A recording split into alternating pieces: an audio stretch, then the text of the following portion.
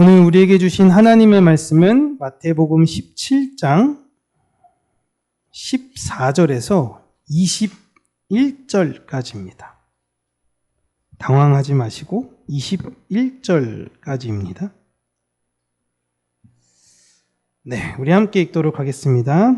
그들이 무리에게 이르매 한 사람이 예수께 와서 꿇어 엎드려 이르되 주여 내 아들을 불쌍히 여기소서. 그가 간질로 심히 고생하여 자주 불에도 넘어지며 물에도 넘어지는지라. 내가 주의 제자들에게 데리고 왔으나 능히 고치지 못하더이다. 예수께서 대답하여 이르시되 믿음이 없고 패역한 세대여, 내가 얼마나 너희와 함께 있으며 얼마나 너희에게 참으리요. 그를 이리로 데려오라 하시니라. 이에 예수께서 꾸짖으시니 귀신이 나가고 아이가 그때부터 나으니라. 이때 제자들이 조용히 예수께 나와 이르되 우리는 어찌하여 쫓아내지 못하였나이까. 이르시되 너희 믿음이 작은 까닭이니라. 진실로 너희에게 이르노니 만일 너희에게 믿음이 겨자씨 하나일 만큼만 있어도 이 산을 명하여 저기로 옮겨지라 하면 옮겨질 것이요 또 너희가 못할 것이 없으리라. 없음. 네, 아멘.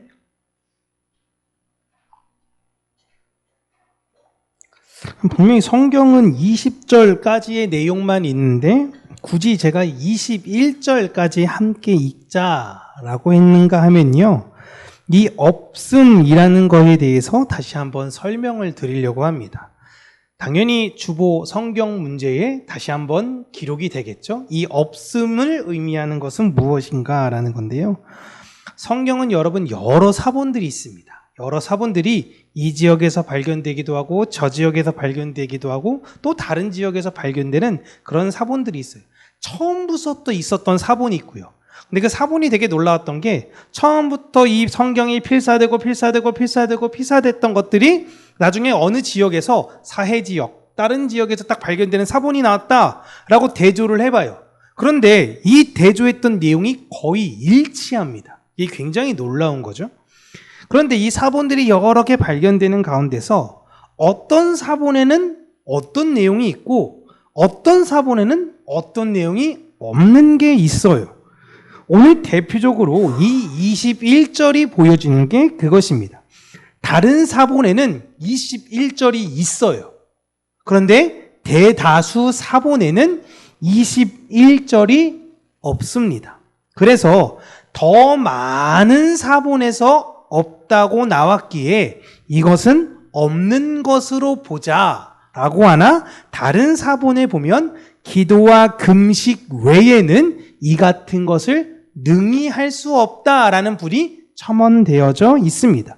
그리고 이 내용은 마가복음과 누가복음에는 기록된 내용들이에요. 그냥 더 많은 사본에 이 내용이 들어있지 않아 굳이 21절을 하고 없음이라고 표기를 한 것입니다. 이해되시죠? 이 21절 없는 내용이 바로 무엇이냐? 오늘 설교의 제목인 기도 외에는 이라는 것입니다. 물론 금식에 관련돼서 내용도 있지만 오늘은 기도에 대해서만 이야기를 한번 해보도록 하겠습니다. 예수님은 많은 사람들을 고쳐주셨어요. 이방인, 유대인 가릴 것 없이, 남자, 여자, 아이, 어른 가릴 것 없이 많은 사람을 고쳐주셨습니다. 그런데 그 내용을 하나하나 다 소개하지는 않죠. 굵직굵직한 내용들, 꼭 교회가 알아야 되는 내용들만 전해줬습니다. 치유함을 받은 많은 사람들 중에 이 아이의 치료를 기록한 것은 교회에게 말씀하시려고 했던 하나님의 분명한 뜻이 있으시기 때문에 그래요.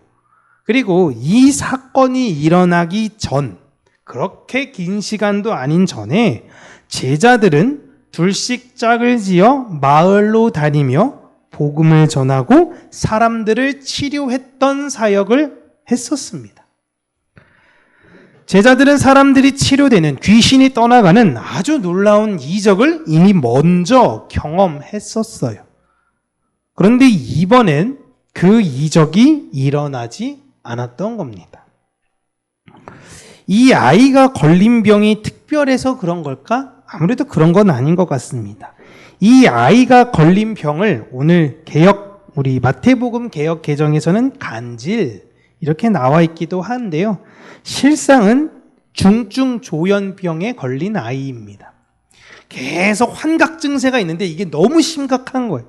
그래서 그냥 불만 보고 뛰어들기도 하고 물에 그냥 뛰어들기도 하고 현실과 이 이상이 잘 구분되지 않은 굉장히 중병에 걸린 아이입니다. 그래서 이 아이는 동네에서도 함께 케어할 수밖에 없었던 아이예요. 갑자기 어떤 얘가 뛰어나가. 그러면 마을 사람들이 이 아이 잡으려고 다 갔을 수도 있죠. 그리고 왜 그랬냐면 이 아이는 이 아버지의 외아들이었습니다. 그래서 이 아이도 예수님이 치료하시는지를 마을 사람들이 궁금해했을 거예요. 그러나 이 아이의 아버지를 보시면 이 아버지는 예수님의 치료를 그닥 신뢰하지 않았던 것 같습니다. 마가복음에서는 이 아버지가 예수님께 할 수 있거든 고쳐주십시오 라고 부탁합니다. 이 아들이 외아들인데 아버지가 치료를 위해서 무엇을 안 했겠습니까? 할 수 있는 건 다 해봤겠죠. 그런데 아무도 내 아들을 치유하지 못했고요. 그 어떤 것도 이 아이에겐 효험이 없었던 겁니다. 그를 마을 사람들이 여러 권유를 아버지한테 했을 겁니다. 예수라는 사람이 있는데 죽은 사람도 살린다더라. 예수라는 사람이 있는데 안진뱅이를 일으킨다더라. 우리 그 예수에게로 한번 가보자. 아니 내가 안 해본 게 있어? 안 만나본 사람이 있어? 뭐가 그렇게 그 사람이 특별할까라는 거예요. 그런데 마을 사람들의 권유로 아마도 데리고 갔을 거예요. 그런데 예수님을 만나러 갔던 그 자리에 예수님은 없고 제자들만 있었던 겁니다. 그래서 그 제자들에게라도 아이의 치료를 부탁했던 것이죠. 제자들도 이전에 경험이 있잖아요. 귀신도 쫓아내보기도 하고 아픈 사람 살려보기도 하는 경험이 있으니까 흔쾌히 해주겠다라고 했던 것입니다. 그런데 안 낫는 거예요. 아버지는 더 절망적이죠. 그런 상황 속에서 예수님께서 산에서 내려오신 것입니다. 그리고 아이를 고치지 못한 제자들에게 믿음이 없고 삐뚤어진 세대라고 책망을 하세요. 이 내용을 다소 완곡하게 표현해 드리면 너희들은 뭔가를 잘못 믿고 있다라는 거예요. 그리고 잘못 가도 한참 잘못 가고 있는 상황이야 라고 예수님께서 말씀하신 겁니다. 다시 한번요. 믿음이 없고 삐뚤어진 세대는 너희들은 뭔가 잘못 믿고 있다라는 거예요. 아이들을 낫게 해주는 거에 있어서 너희들은 뭔가 잘못 믿고 있고 잘못된 방향으로 가도 한참은 잘못된 방향으로 가고 있다라고 이야기하고 있는 것입니다. 그리고 아이를 치유해 주십니다. 그 후에 제자들은 예수님께 예수님 우리는 왜 이 아이를 못 고쳤죠? 라고 물어봅니다. 그들은 이 아이를 고치기 위해서 예수님께서 제자로 그러니까 둘씩 파송해서 보냈을 때랑 동일한 방법으로 했었을 거예요. 그런데 안 되는 겁니다. 내가 한번 해볼게. 이렇게 기도하고 했을 겁니다. 안 되네? 왜 이러지? 비켜봐봐. 내가 한번 해볼게. 제자들 9명이 돌아가면서 계속 했을 거예요. 그런데 알려주신 대로 했는데도 안 되는 겁니다. 그때는 병자가 낫는 걸 보았고 지금은 똑같은 행위를 했음에도 불구하고 이 조현병 걸린 아이가 낫지를 않는 겁니다. 그 궁금증에 예수님의 답이 바로 오늘 없음에 있는 21절에 있습니다. 기도 외에는 이런 일을 하지 못한다라고 하시죠. 예수님께서 이 아이를 통해 제자들에게 그리고 교회에게 말씀하시려는 것은 능력은 오직 기도에만 있다는 겁니다. 근데 잘 들으셔야 돼요. 제자들이 기도를 안 했을까요? 아픈 아이가 있는데. 그리고 좀 기도하다가 안 되면 자기 위신이 있잖아요. 이게 무슨 망신이야. 그러니까 하나님 한 번만 살려주세요. 사람들이 이렇게 많이 쳐다보는데 제가 뭐가 됩니까? 하나님 좀 어떻게 좀 해주세요. 절박하지 않았을까요? 분명히 기도했습니다. 분명히 기도했어요. 그리고 예수님 당시에는요, 이방인들도 다 기도했습니다. 우리나라 기독교 들어오기 전에 우리나라 사람들이 기도했을까요? 안 했을까요? 기도 엄청 많이 했습니다. 그래서 치성이라 그러잖아요. 치성. 이거 떠놓고 가장 깨끗한 물 떠놓고 언제 기도해야 돼요? 그쵸? 왜 새벽입니까? 가장 이른 시간에 나의 정성을 가장 보여줘. 그렇다고 해서 잠옷바람 입고 나와가지고 그렇게 기도하는 분 보셨어요? 아니에요. 멍석 딱 깔고요, 그냥 제대로 된 자세에서 제대로 된 복장과 제대로 된 환경에서 기도합니다. 예수님이 있었던 당시에 기도 안 하는 사람 없습니다. 이방인들도 다 기도해요. 그때는 여러분, 지금은 종교가 어떻게 되시죠? 저 무교입니다. 이렇게 얘기하지. 그때는 종교가 없을 수가 없습니다. 무교가 없어요. 무교가. 모든 사람들이 다 신을 믿던 시대였습니다. 예수님의 제자들도 당연히 하나님께 기도했던 거예요. 그런데 예수님의 말씀을 보면요, 기도 외에는 가능하지 않는다라고 해요. 기도했는데? 내가 지금 기도했거든요? 근데 예수님이 기도 외에는 안 돼 라는 겁니다. 그리고 신약 성경을 보시면 사도들이 교회에게 기도에 대해서 강조하는 부분이 나옵니다. 그건 제가 우리 유초등부 애들에게, 자, 하나님 아버지 감사합니다, 제 잘못을 용서해 주세요, 잘 지내게 해주세요, 예수님 이름으로 기도합니다, 아멘. 자, 순서 이렇게 해서 하는 거야. 이방인들, 개종에 있던 사람이 기도 방법을 몰라서 사도들이 기도를 강조했던 것이 아니고, 기도하는 방법을 가르쳐줬던 것이 아니에요. 그동안 개종했던 사람들은 그 사람들의 기도문에서 자신의 믿던 신의 이름만 뺍니다. 제우스요, 헤라요, 그 이름만 빼고 그 안에다가 하나님, 예수님만 넣으면 되는 것을 기도의 방법이라고 생각했던 거예요. 예전에 제가 한 탈북하신 분께서 대표 기도하신 적을 들은 적이 있습니다. 기도를 너무 잘하세요. 기도를 너무 잘한다. 그래서 저는 이분이 거기서부터 하나님을 믿었던 분인 줄 알았어요. 이북에서부터. 그리고 이분이 늘 신앙생활했다 이렇게 오셨구나. 근데 여기 와서 처음, 국정원에서 그냥 여기서 처음 했대요. 처음. 근데 어떻게 기도를 잘하세요? 아버지 수령님, 아바이 수령님 이름 대신 하나님 아버지만 그냥 넣었다라는 거예요. 근데 기도가 너무 대단하세요. 야, 저렇게 기도를 잘하시는구나. 아주 무르르듯이 가는 거예요. 기도는 여러분, 그런 기도의 방법이 기도가 아닌 것입니다. 근데 그걸 들었을 때 사람들은, 이야, 저 사람 기도 잘하네, 흔히 말하면 말 잘하네, 조리가 있네 라고 생각하는 거예요.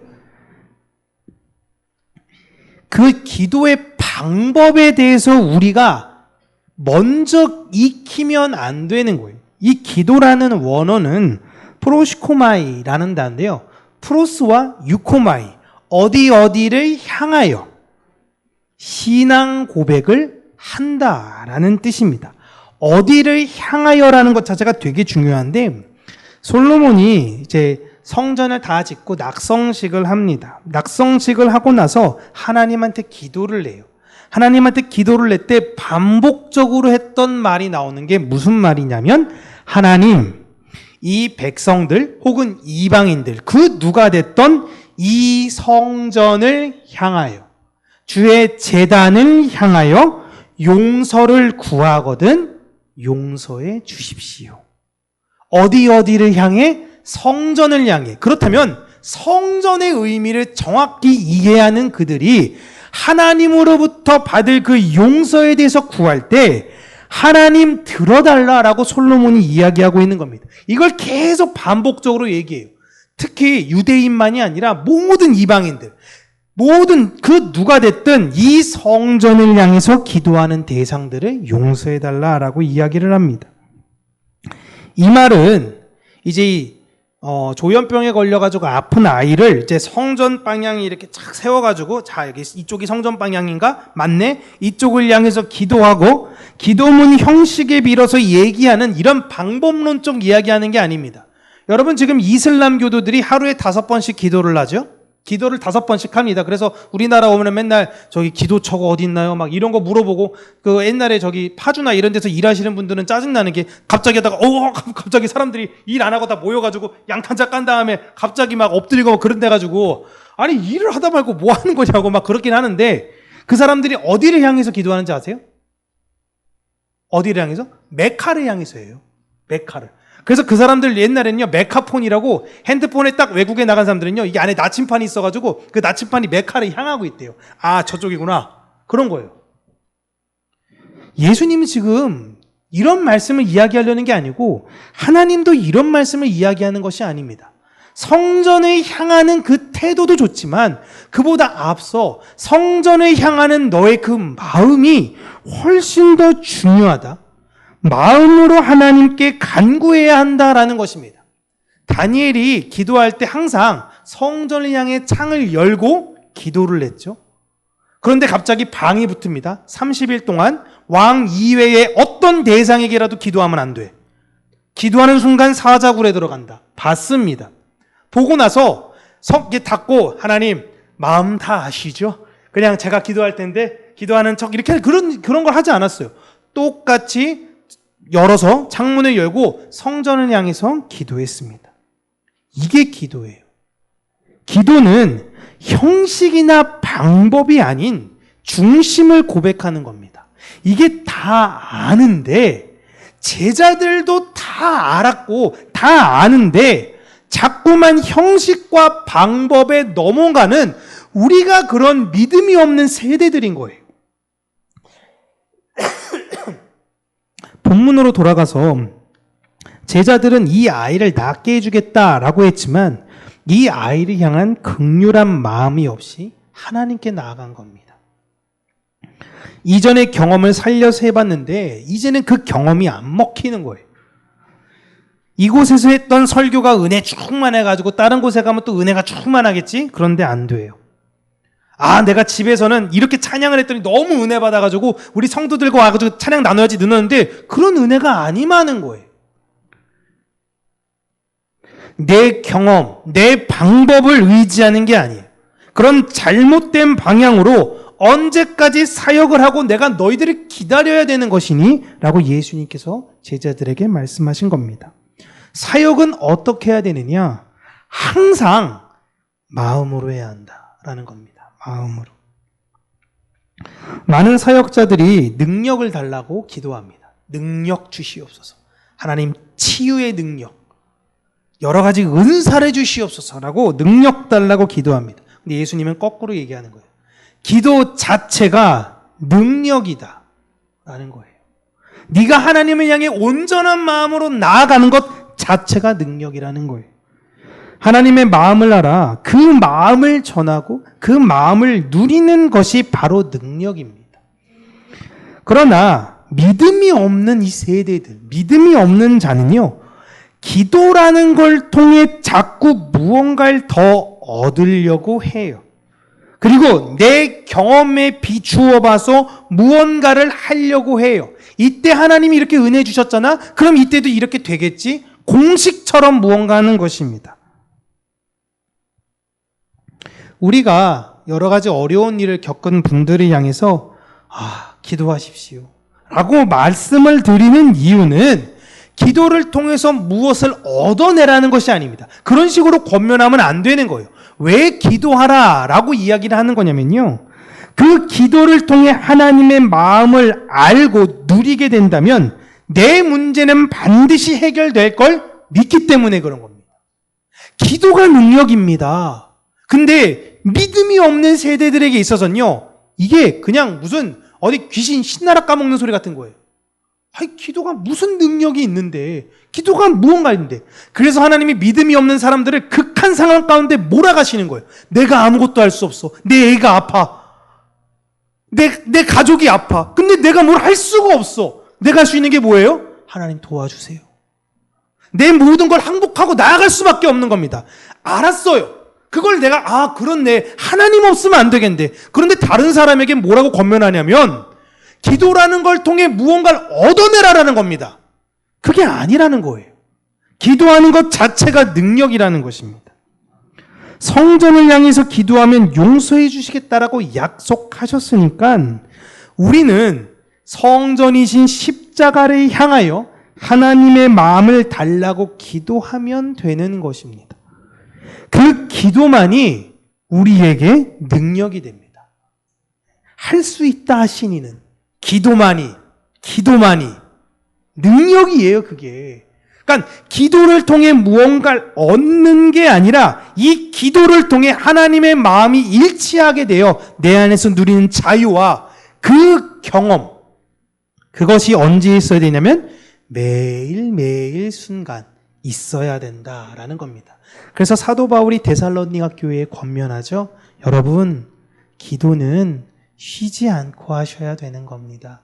날마다 우리는 진심으로 하나님 앞에서 살아가는 사람들이어야 합니다. 또한 이웃에게 또한 진심으로 나아가야 되는 사람입니다. 라고 이야기했듯이 기도의 능력을 믿고 사는 저와 여러분들 되시길 주님의 이름으로 축복합니다. 기도하겠습니다. 참 좋으신 하나님 아버지, 많은 사람들은 기도를 통해서 내 자식이 잘 되게 해달라, 내 건강이 낫게 해달라, 이런저런 능력을 달라라고 이야기하지만 우리는 오직 기도 그 자체가 능력이며 하나님께서 우리에게 주신 복이라는 것을 우리가 기억하고 이 세상에 기도하는 자로 다른 사람들을 중보하며 그들의 마음을 헤아리고 그들에게 하나님의 은혜와 사랑을 증거하며 전하는 자가 되게 하여 주시기를 간절히 간구하고 소원합니다. 너무나 극복하고 어려운 일이 있을 때에 기도 말고는 그 어떤 방법도 없구나. 순전한 마음으로 하나님께 나아가며 하나님의 뜻을 헤아리는 우리 평강교회 모든 성도님들이 될 수 있도록 그 기도의 은혜의 맛을 누리게 하여 주시고 하늘의 평안을 누리는 놀라운 축복을 경험케 하여 주시옵소서. 예수님 이름으로 기도합니다. 아멘.